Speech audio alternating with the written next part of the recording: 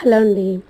ఈరోజు మనం ఆవకాయ పచ్చడి కోసం కారం, జీలకర్ర పొడి, మెంతి పొడి, ఆవపిండి అనమాట. ఒక గిన్నెలోకి కారం అలాగే మెంతి పొడి, జీలకర్ర పొడిని వేసుకొని పక్కన పెట్టేసుకున్నాం. మిగిలిన ఆవపిండిలో మామిడికాయ ముక్కలన్నీ వేసి ఫస్ట్ ముక్కలకి ఆవపిండిని అంతా కూడా పట్టించుకోవాలి.